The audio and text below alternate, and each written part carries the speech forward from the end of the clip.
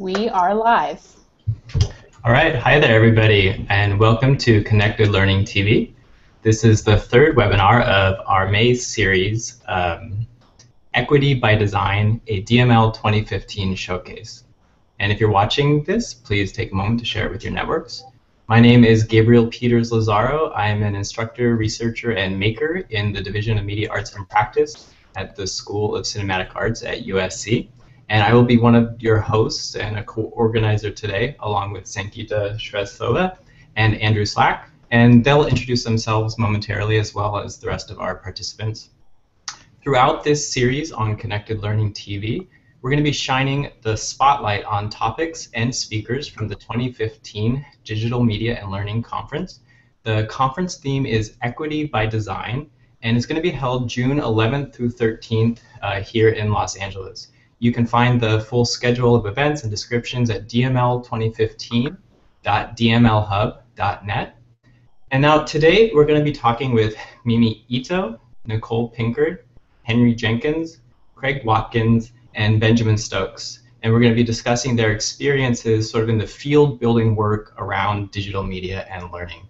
And a little background why we chose to organize this webinar, this topic, these people. Sankita, Andrew, and I, in each of our lives and work, we're very interested in story, and story as a motivator, driver, and organizer for change.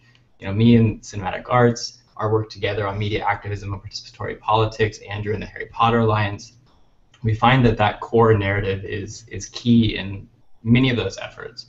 And the field and community of digital media and learning has also been central to our philosophy, our work, and the things we see as, you know, driving action and motivation in the world. And we're organizing sort of a participatory experience for the conference this year, and it involves storytelling and action. And we realized that for us, there were some pieces of the story of DML itself that were missing. We didn't quite have the whole story, the big picture, despite like a deep engagement with the community in the field and people in the field, like the people here today.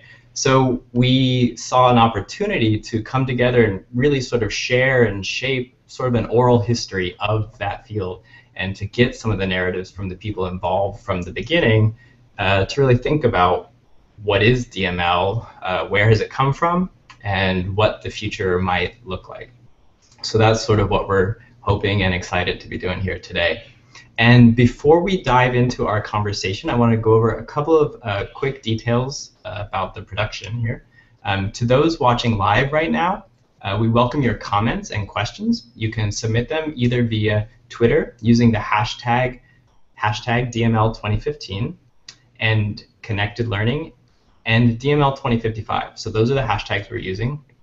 You can also use the Q&A feature that you should see within the video player if you're watching on the Connected Learning TV website.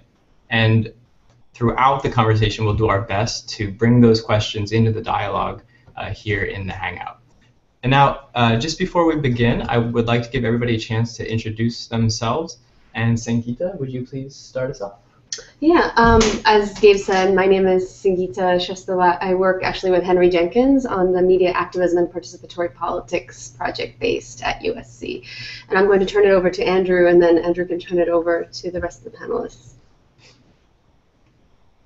Terrific. My name is Andrew Slack. I feel really honored to be working with Sankita and Gabe on this project for DML 2015. I co-founder and movement director of the Harry Potter Alliance.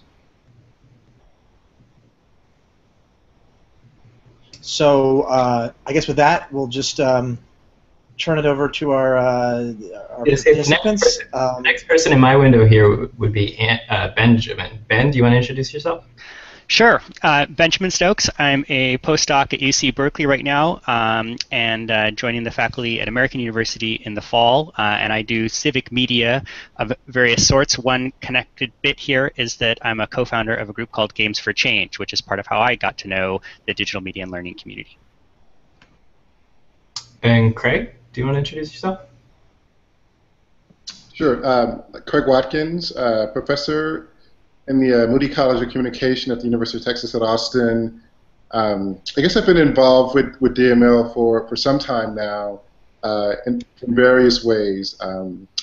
Primarily, I think, as a member of a research network, the Connected Learning Research Network, and essentially participating in that effort to apply a number of the connected learning principles into different kinds of research spaces and scenarios. And so looking forward to talking about that today. And Henry? Hi, I'm Henry Jenkins. I'm the Provost Professor of Communication, Journalism, Cinematic Arts, and Education at the University of Southern California. And I've been involved with DML since the very beginning. I think Mimi, Nicole, and I were the first 3 grantees of the MacArthur Initiative. And through those years, I've done work on new media literacies, and more recently as part of the Participatory Youth and Participatory Politics Network. Great, thank you. And Mimi? Yeah, I'm Mimi Ito. My official hats are Research Director of the Digital Media and Learning Hub, Chair of the Connected Learning Research Network, Advisory Board Chair of the Connected Learning Alliance, and co-founder of my new passion project, which is a benefit corporation for online learning called Connected Camps, and we're doing a summer Minecraft camp. But really what I do is hang out with kids on the internet and figure out how they learn. And yeah, I'm kind of, as Henry said, a DML old timer. I'm looking forward to, going down memory lane as well as talking about the future. Awesome. And finally, Nicole.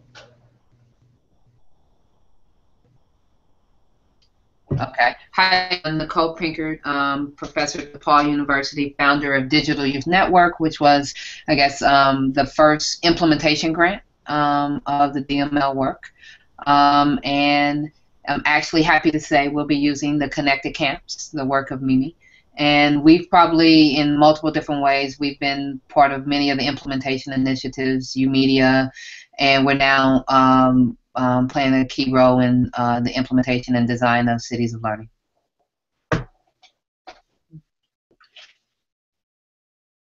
We had to unmute ourselves.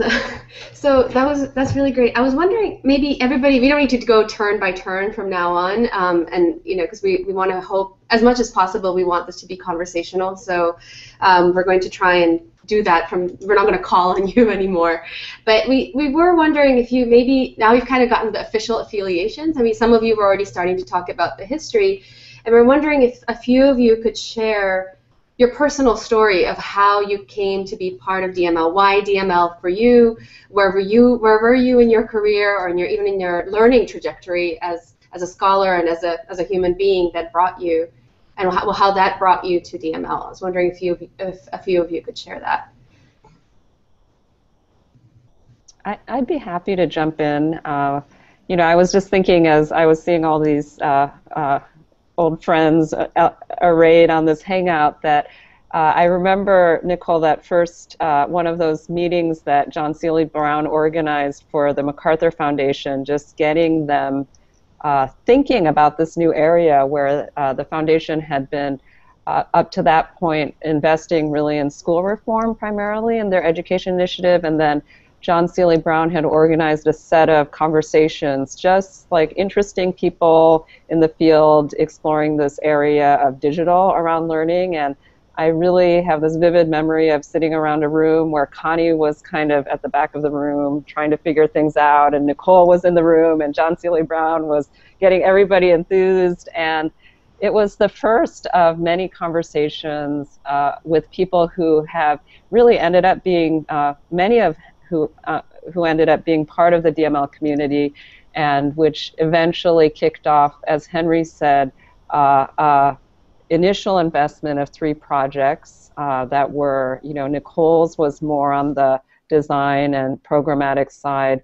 Henry's was very agenda-setting work around media literacy, and then Michael Carter, Peter Lyman, and I did this exploratory research of just what the hell is going on out there with kids these days.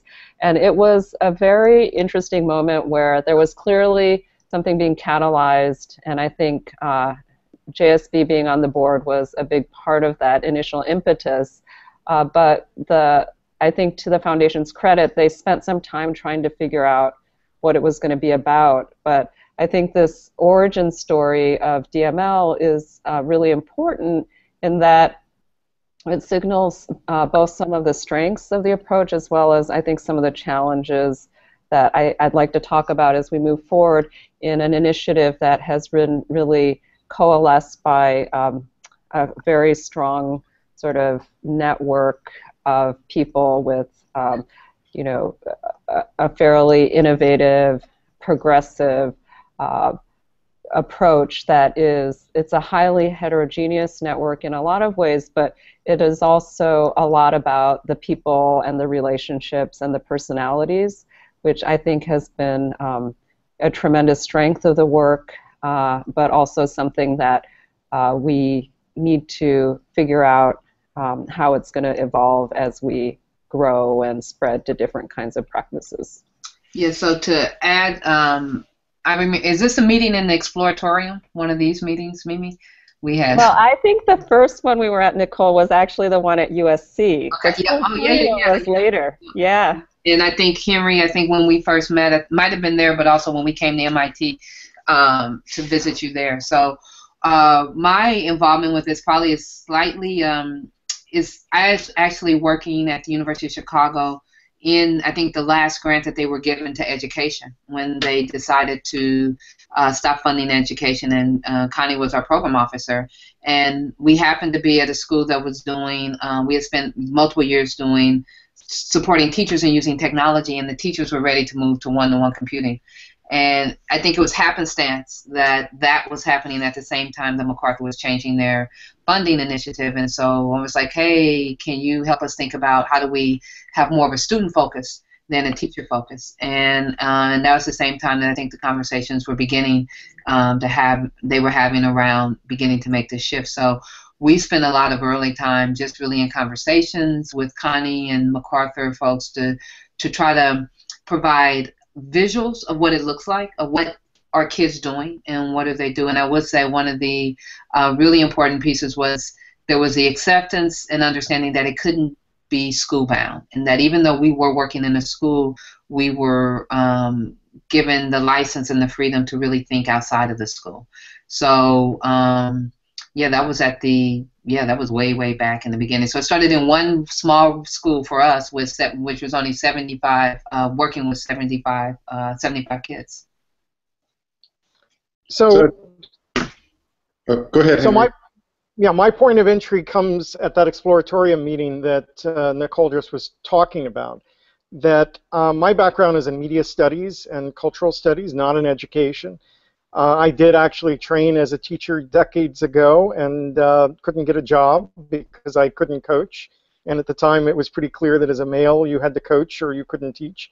But I had started to be more and more interested in youth, fan cultures, how we understand and the kind of knowledge communities that were taking shape on the internet. And I had taught Dana Boyd when she was a student at MIT. She was involved in some of those early conversations, and she put my name, I think, in front of JSB and Connie Yowell and the others, and I got invited to go there and share some of my research. One of the things that I was thinking about this morning was I arrived there without having a chance to preview my PowerPoint, and I had a new assistant, and she somehow had randomized all the slides. So I was up there at this high-stakes meeting trying to present our research with slides just coming willy-nilly, trying to create a frame. And I think that improvisational moment is something we've all still been doing ever since, that we've been sometimes making up as we go along, but also grounded deeply in the research we've done in the past. And for me, this has been the most incredible network of thinkers and doers that I've ever had the privilege to work with. That I now have education after my title says everything about the impact of the last 10 years for me of working with digital media and learning. Yeah, I would say for me that my kind of introduction to the DML community, I think, occurred on sort of two separate events. The dates are kind of blurring here, but there was another meeting probably around 07, 08 or so I think in New Jersey or the New York area region, sort of bringing people together to contribute to the series of the volumes of books that were edited as a part of the initial launch of DML. I was a part of the project that Katie Salen edited on games and learning. And then after that, I think after that, Henry invited me to do the keynote at the very first DML conference, which was 2010 in San Diego. It doesn't seem like it was, what, 5 years ago now. And I think the title of that particular DML was Diversifying Participation. And a lot of my work was really becoming more and more aligned with the sort of thematics of that particular DML gathering. And I think DML as well, began to start understanding that the world of young people and their relationship to technology was rapidly changing. And a lot of the sort of assumptions that have been made, particularly about low income or African American and Latino youth, that a lot of those assumptions were sort of undergoing a radical sort of revision as a result of the sort of adoption of mobile in those communities, a lot of the shifts in terms of the migration to social media in those communities. And so a lot was happening on the ground that was far ahead of what anyone could have predicted or anticipated in terms of how the digital world was changing and how questions related to digital divides and digital equity were also evolving. And so I think my involvement with DML more broadly has been to really try to tune into those kinds of developments and think about them and what the implications are as we sort of move forward. I'll add a word on how I encountered some of this initiative, and one shift that I think is useful is I'm sometimes asked, what is DML? And sometimes it's easier to say, where is DML? And I think that kind of where question lets us look at all the different places where it's happening, and sometimes even where it was happening before it was called DML. For me, the kind of publicness of this initiative happened partly with the formal and launch of the MacArthur grant making in this area in the fall of 2006 in New York at the American Museum of Natural History, which is a really interesting moment, partly because it was at a museum. It announced some of these grants that the work had already been well underway that Mimi and Henry and Nicole have been talking about. But I think that for me, it was interesting to really watch some of these old foundations, like MacArthur, are really some ways traditional foundation, shift to start supporting some of this really experimental, novel work and trying to listen to some of the things that Craig was talking about. I remember I first met Connie Yao at a panel when we organized the first Games for Change. She came to the very first meeting in New York in 2004, and she said funders just can't support these games things. They're too crazy. It'll take probably 3-5 years before any funder would, like a serious foundation, Ford, MacArthur, would be able to consider. And it happened much faster. But I think that a lot of that credit goes to people like John Seeley Brown having conversations at the board level. He joined the MacArthur board in 2002. And was there in 2012, and I think that's an interesting piece of time as well to think about how did these conversations start shifting? When were they really high-level conversations? When did they start pulling on pieces that had been going on for a long time? I mean, I think back to Brenda Laurel's 1992 ethnography around games and girls, which is a really interesting, just to point for me as somebody who's really interested in games, there are points that go back much further, of course, but there was a coalescing, a bringing together of voices in an attempt to frame. In 2006 was when the MacArthur launched its blog. That was the very first blog the foundation had ever had. And a lot of this was at a time when the foundation was like, what, we're going to have a blog ourselves? We're going to try and be in Second Life. Can you remember we tried that crazy thing for a little while? Jonathan Fanton, the president of the foundation, was going to be in Second Life, and that was not to mention trying to bring the International Criminal Court into Second Life. There was some very kind of straight looking back, we're like, what was going on there? And I think it was partly about this moment of trying to bring some of the old institutions into conversation with this really edgy research that was happening with some of the people that it's exciting to talk with here today. So for me, that was part of the fun moment of seeing those pieces coalesce. I feel like Second Life is actually poised for a big comeback. I get this feeling, so I'm going to keep an eye on that. Sangeeta? Yeah, we did want to mention that actually, because Connie's name keeps coming up, Yeah. so we did want to say that she was invited, but unfortunately was traveling. So it's not like we're having this conversation and leaving Connie out. So I just wanted to say that. Because we hope she can contribute along with the rest of the world, sort of asynchronously after the fact, that we keep the dialogue going, because we know we can't get all the story today, but we can start the story. Yeah. So I want to build on what you all have said, because when we were talking about preparing this webinar, we found that we were often trying to refer to DML, and we started using the term field among us, and then we realized that that was a term that may or may not be accurate to what the intention to build DML was and what it actually became. So I have a question to you. Were you looking to build a field? Do you think DML is a field, and if so, what is that field? It's a difficult 3 questions, but any part of that any of you want to jump in on would be really great. Well, I remember very distinctly, and it was around the conversations of the book series that Henry mentioned, that we were saying, what do we call this thing? And digital media and learning was kind of a placeholder for just, it's not like it was deliberate, right? It was about digital, but it was about media, not technology, and it was also learning and not education, right? So there were some really deliberate word choices, but there was also this sense that it was a placeholder, because even back then we had the intuition that what was important about this particular network of folks was not the technology, but an approach to learning. But we didn't have a name for it back then. So there was a lot of but then the name kind of stuck, because there wasn't really a word that captured it until I think we did a much longer process of a deep dive on our approach to learning, when we came up collectively with the term connected learning to describe, it has a digital component, but it's really a orientation to learning that holds our network together. Now, at the Hub, we have been using the word field to describe DML. Now, the Hub came about much later in this trajectory, so it was after, the early stuff that Henry and Nicole and I were involved in. It was after what Ben described as the official launch of the DML initiative as a foundation initiative in 2006. It was fairly soon after that we started realizing that we did want to build a field, right? And that was a lot of the impetus for why the Hub was funded, because I think when the foundation decided to make a significant investment in this area as a core of their education strategy, it was clear that they wanted it to be more than a series of funded projects. Mm-hmm.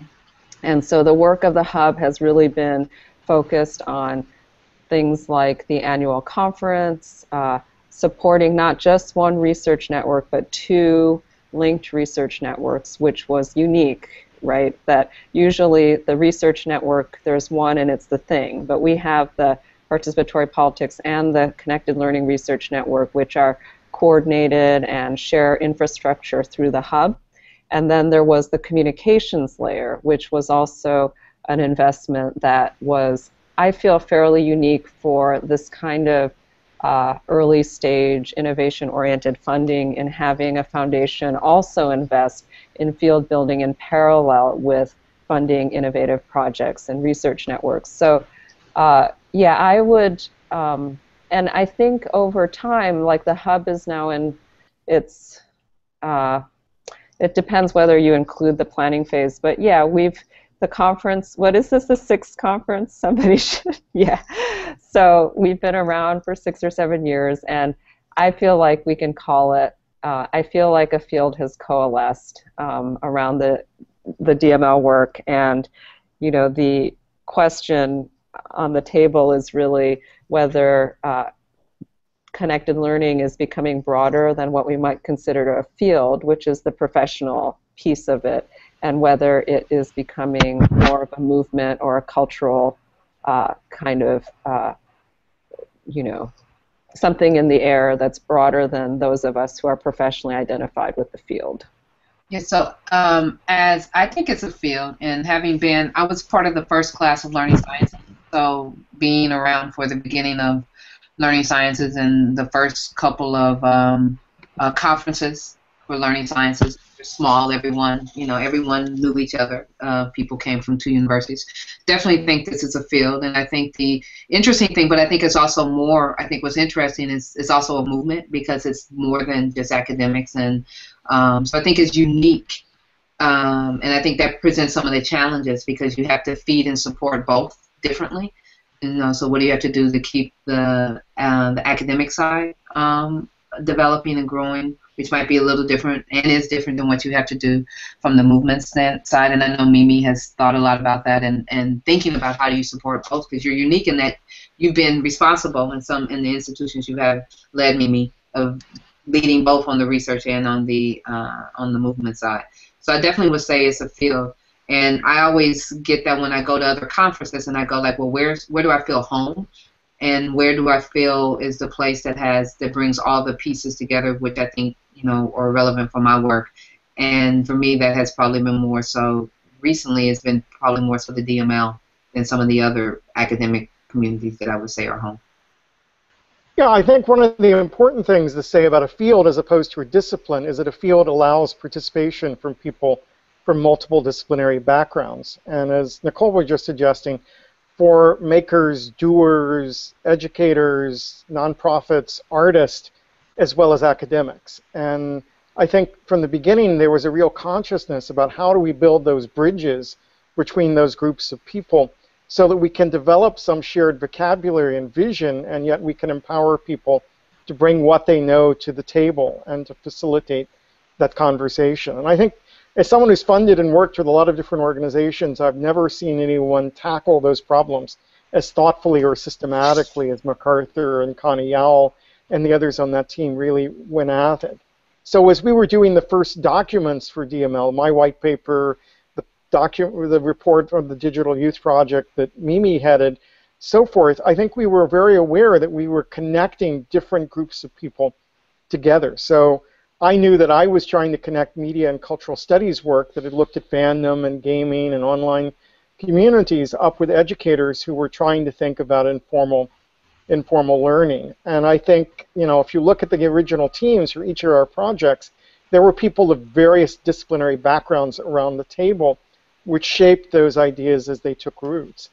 Mimi and I have often talked through the years about the different choices we made on vocabulary across those 2 early documents. So our job, I think, was to use words that elevated certain practices in popular culture and gave them a certain credibility within the academy.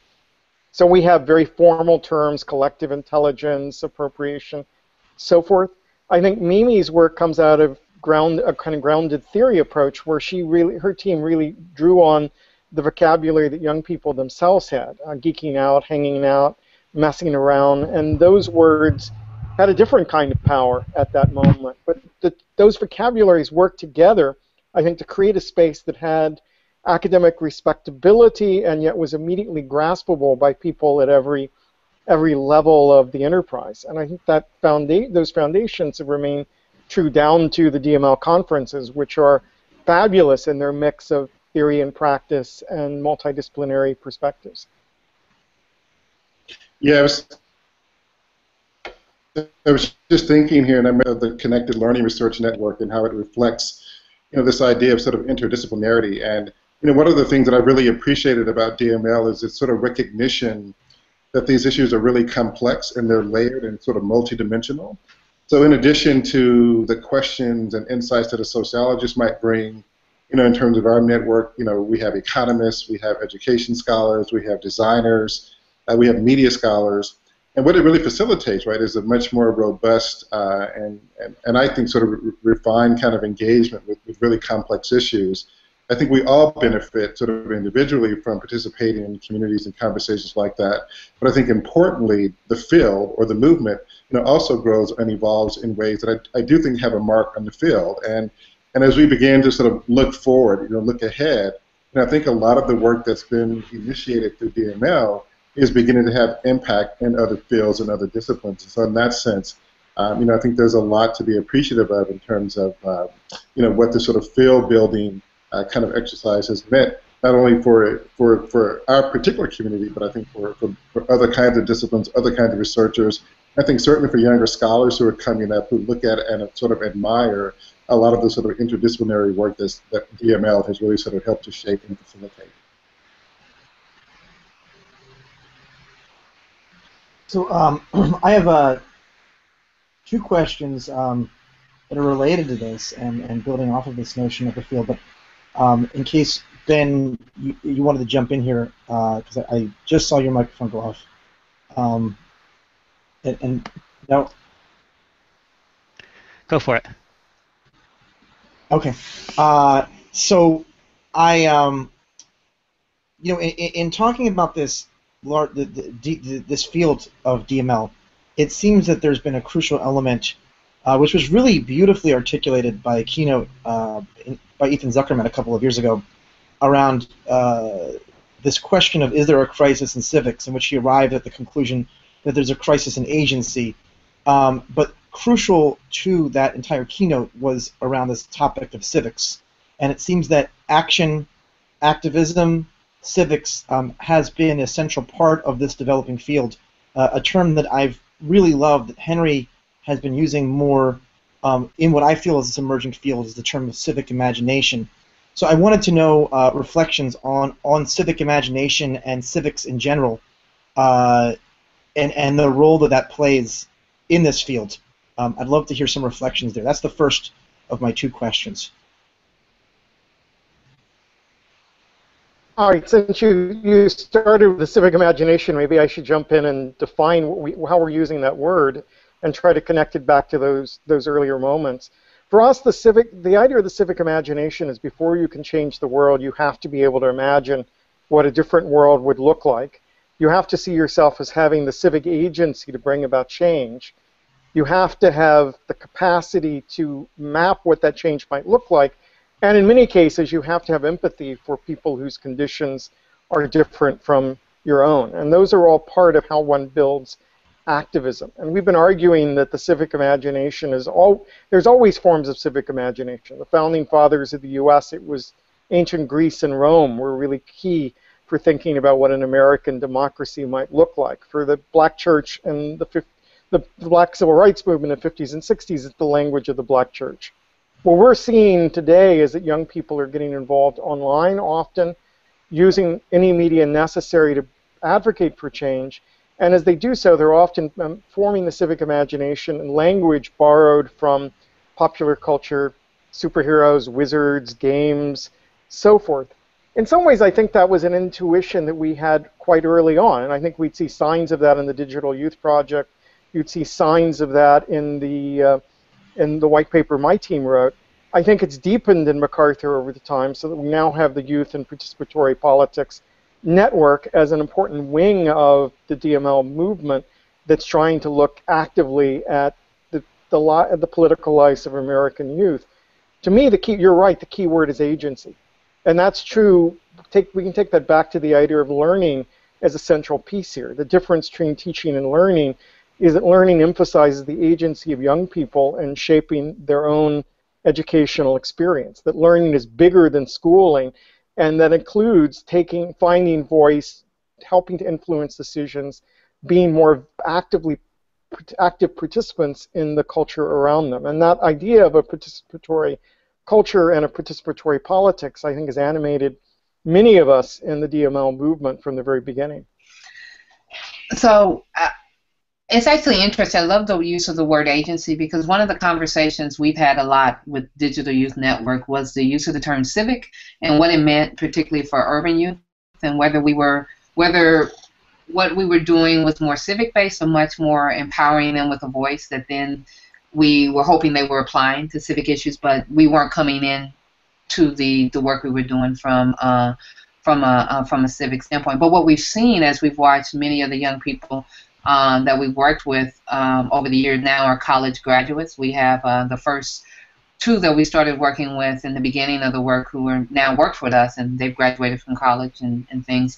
Many of them are using their digital literacies for civic purposes.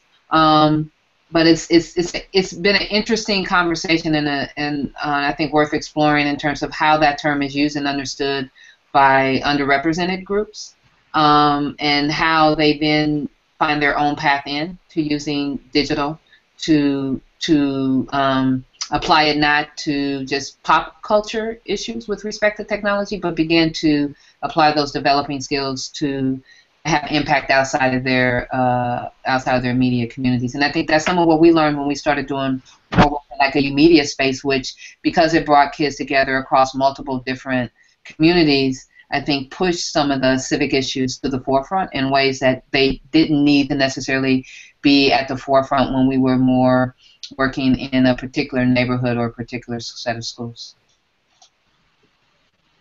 I think one of the things that's been, for me, really wonderful about DML is its sort of willingness to look at young people and to learn from them, right? So we don't simply just study young people or observe them.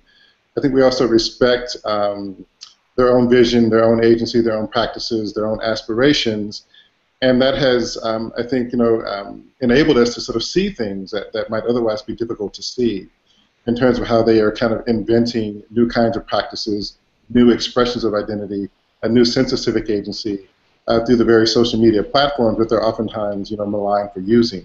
And so in that sense, if you look at hashtag activism, if you look at just a number of things that are happening sort of in the digital field with mobile technologies in terms of, what Joseph Kahn and Kathy Cohen referred to as sort of participatory politics, again, it sort of represents, these kinds of shifts that are happening. And how DML has been willing, right, to sort of insert ourselves in that space, in those fields, to sort of understand these transformations and to try to think in very deliberate and nuanced ways about them. But again, not only looking at young people's objects to study, but also thinking about what they bring in terms of agency, what they bring in terms of their own practices, and how we can learn from that. Yeah, and I think what Craig you're talking about is really important, that we, and this has been a big focus of the YPP network, is by really engaging with young people and understanding what participation in public life and making a difference in the world looks like for them. We're expanding what people traditionally count as civic and political participation. And Andrew, your work with HPA is such a great example, as is Henry and his team. I think that the term civic imagination really starts to do some work in disrupting the conventional narrative around civics and politics, which I think is one of the unique focus of this strand of work within DML. And Sangeeta and Liana and Henry's team have worked with Lissa Soap and I, and sort of also trying to consider the intersection with learning and development, and developing a framework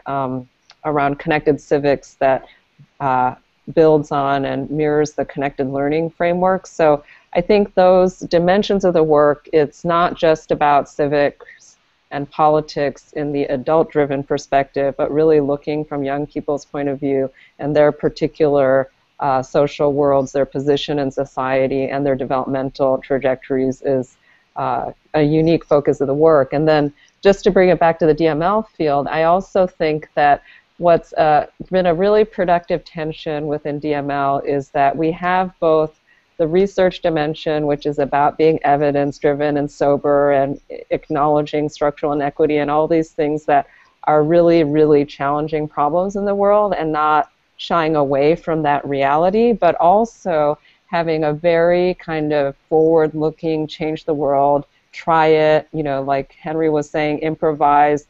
I like to think that at our best moments, we're able to both be, be kind of grounded visionaries, right? So that we're both advocating for really progressive vision and trying things out, and an audacious vision of change, while also doing, that hard work of grounding it in reality and research.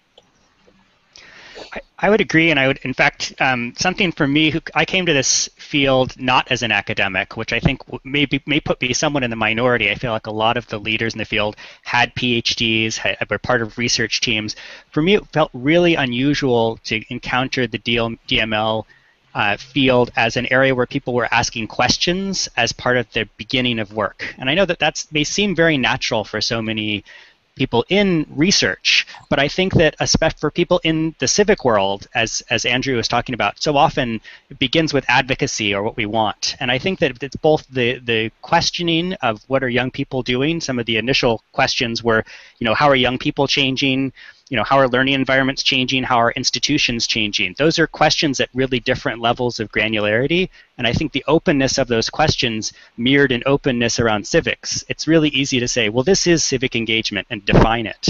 But I think there was a kind of agnosticism about defining civic engagement that was incredibly productive. It let it continue to be a question, as in some ways it should be. What is the good society? What are we educating people toward?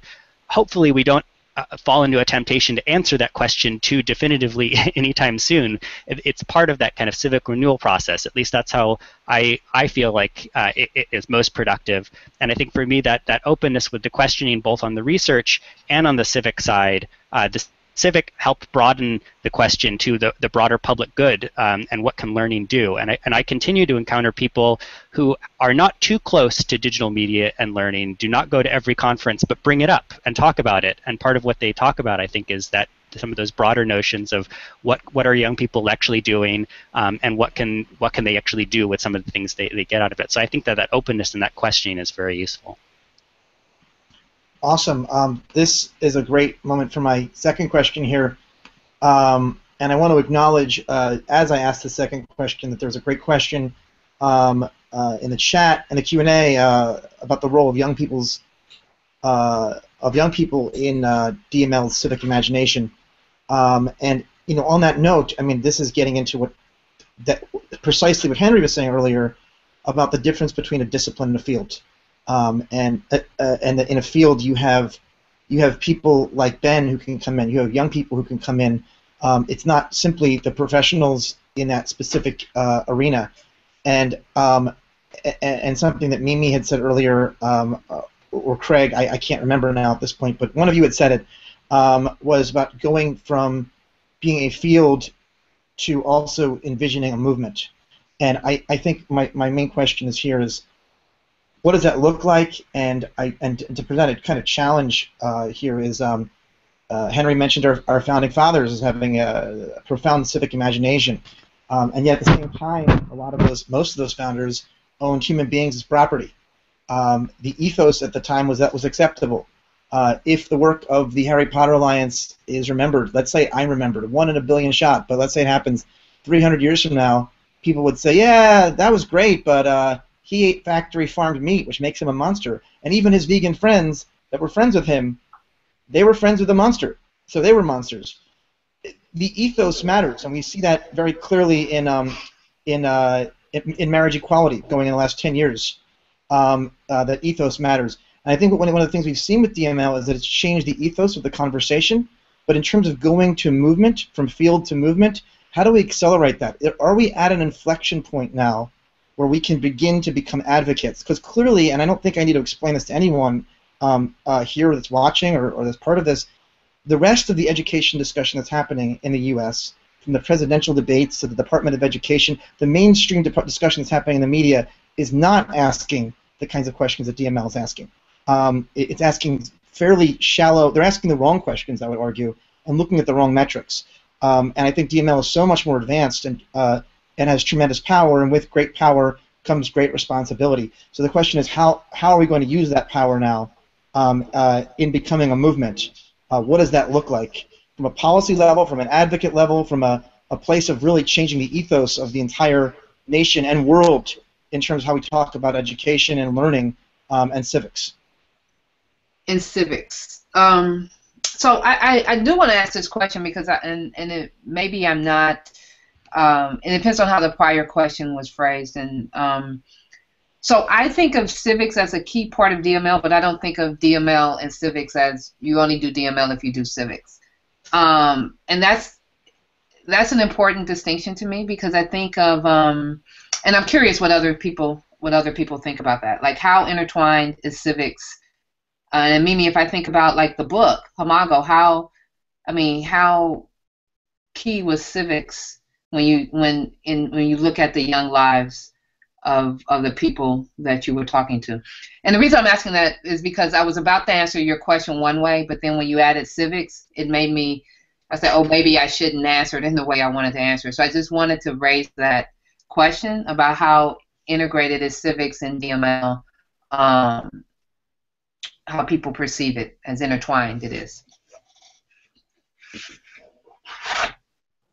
I think that's an interesting point. Your, Andrew, your question I think is a compelling one.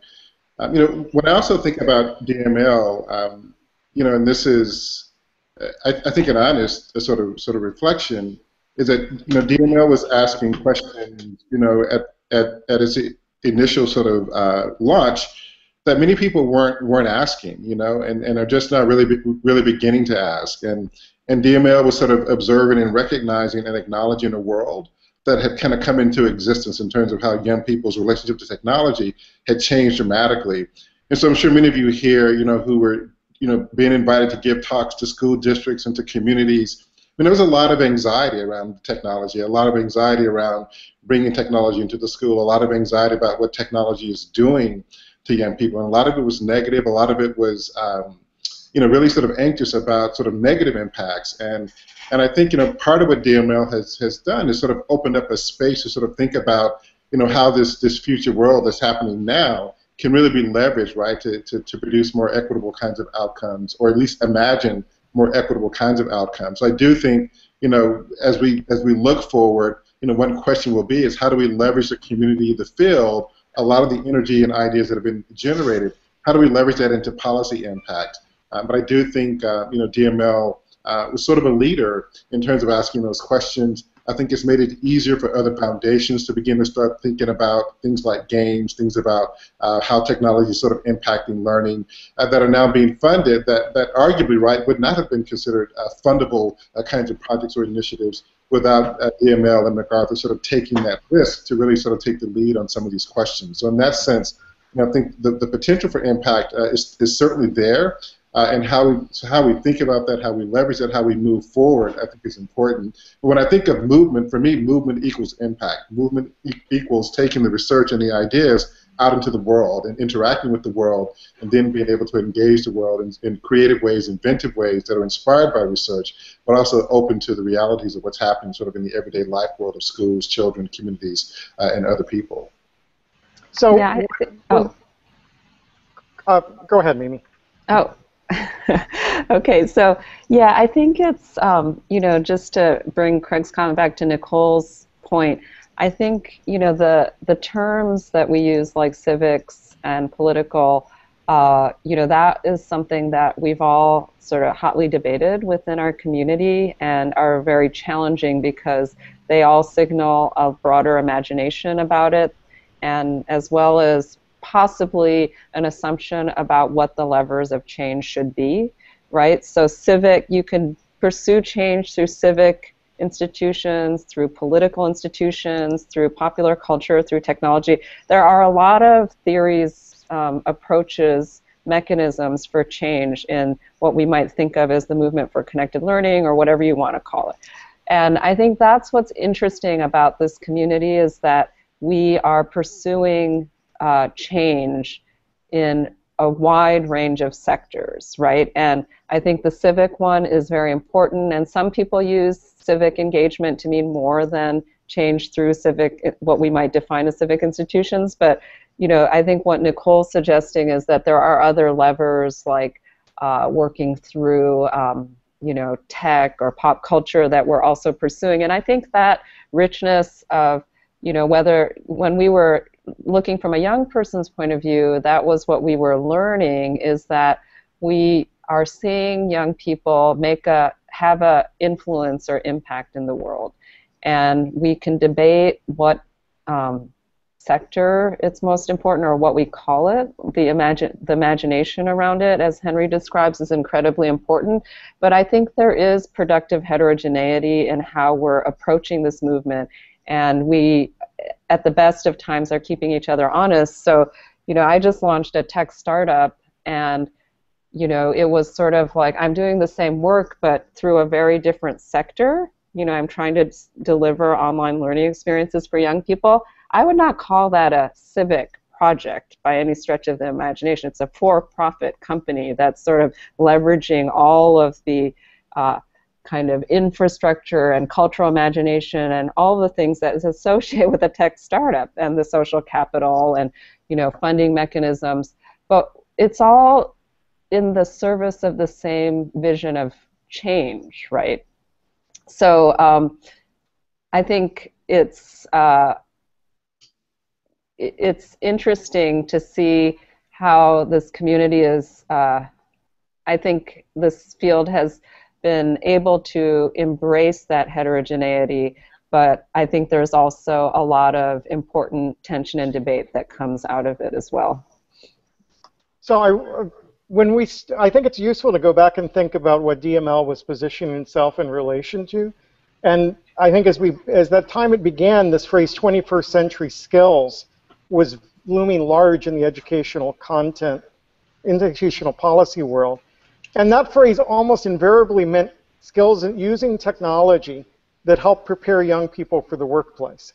And I think part of what DML flipped was this emphasis on empowering young people to meaningfully participate in whatever sectors were most important in their lives, right? So yes, empowerment brings with it a vocabulary of civics and politics.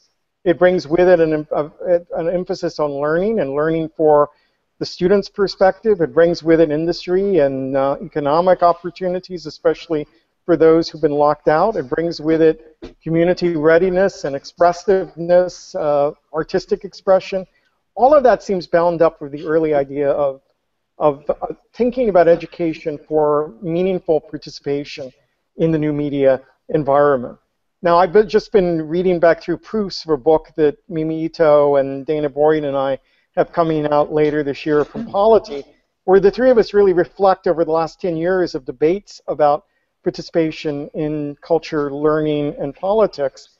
And it's clear that the issues today are far more complex as we understand them than they seemed 12 years ago when we were having these first conversations, which were still in that first aftermath of the blush of the digital revolution.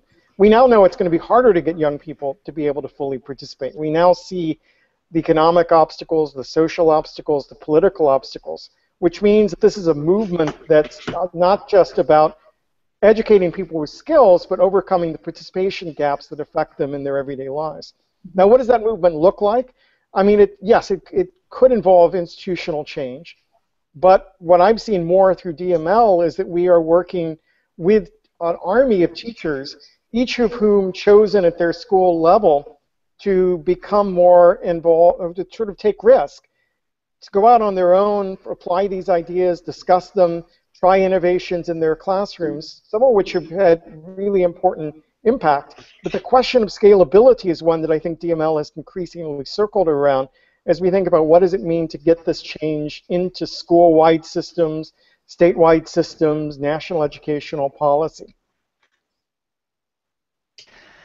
One thing just to add what Henry's saying in terms of positioning, I think so much of the scaling pressure that comes up in foundation talk, that comes up in scaling education, that comes up in scaling research, it's often about product scaling or scaling ideas. I think that scaling networks is really something fairly distinctive to DML, and I think a notion that school is just one node on a network, which is a kind of phrase that Connie Yell has been tossing around and many of others have taken up in different pieces, and I think it works so nicely with how connected learning emerged. I think that kind of multi-node network approach to scaling seems to me to be one of the most productive areas that makes this a field, and it's been a really nice through line. I wonder if other people would agree as well. But to complement what Henry was saying about what this initiative was pushing against, I think it was in some ways pushing against that there was one place we were going to find one solution, and when we were going to scale it up. And I think that instead to think about it as a network of solutions has been very productive. So I'm going to actually jump in on the sort of words, through line, impact that have been going around. We're unfortunately almost the top of the hour, so it's going to get a final question in. We've been working on this DML 2055, DML in Action project that you'll be hearing more about in the upcoming weeks. But as a final question to you all, I wanted to sort of take us to the future, to 2055, and have you imagine what DML is, or what DML has done, or what DML means at that point. So sort of just really quickly, sort of if you think of DML 2055, what do you imagine? In a positive, in the best possible scenario. Let's go, imagination.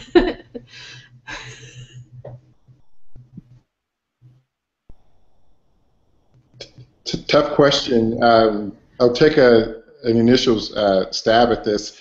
So 2055, which is probably not as far from now as it might seem today.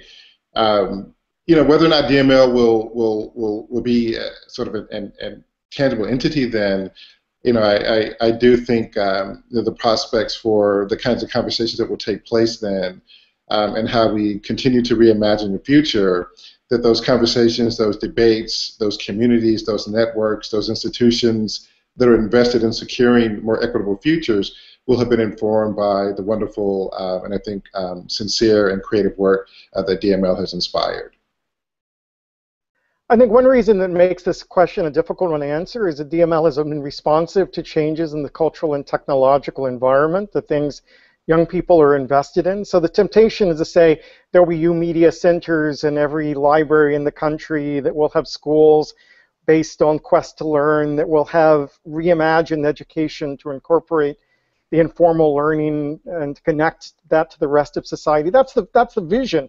But since we don't know what the technologies are going to be, we don't know what the forms of culture are going to be, are games even relevant as a form of expression that far out? I don't think we know the answer to that. So I'm hoping DML continues to evolve and reinvent itself, always responding to whatever kids are into these days, and always sort of embracing the changes that are taking place in the communication environment.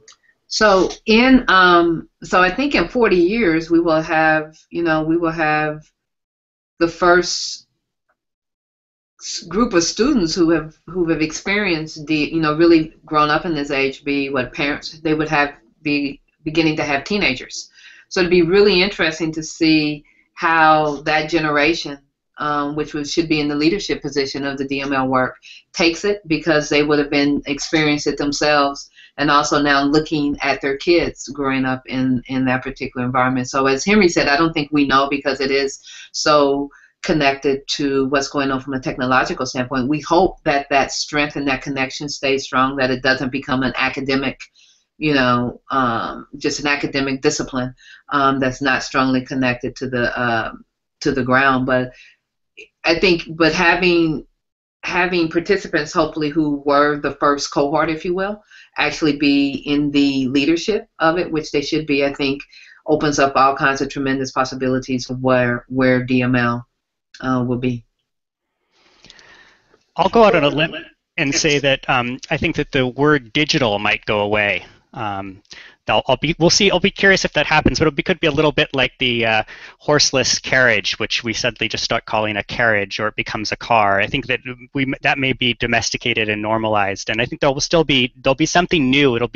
Maybe it'll still be media learning and something, but I think it'll be interesting to see it's similar to this point about young people growing up. What will the next generation see as so natural? I think that a lot of the questions will still be here, so I hope that we're still, like Henry said, asking questions and listening to where young people actually are.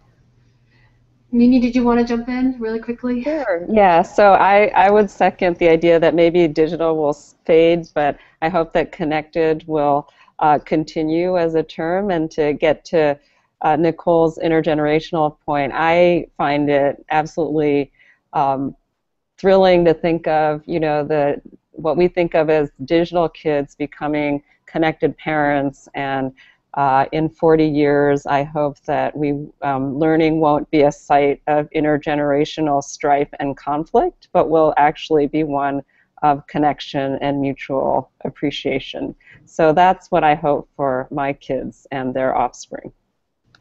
Great. Thank you, everybody, so much. I'm going to have to rattle through some text that's going to be like the end disclaimer to, a medical ad because I have to do it really fast. So there will be a full video. Thank you so much, everybody. I want to say that really slowly. It was awesome, awesome conversation. We will be in touch, and I'm going to do this really quickly. There will be a full video recording of this webinar available immediately on connectedlearning.tv. Other curated content will be on the way, and so this wraps up our webinar. Highlighting themes from the DML 2015 conference and hashtag Connected Learning. If you found this conversation helpful, please share it with your network. If you'd like to find out about upcoming webinars from Connected Learning TV, please visit the same site, connectedlearning.tv. And thank you, everybody, and see you in the conference in June in LA. Yeah, thanks, everybody. Thank you.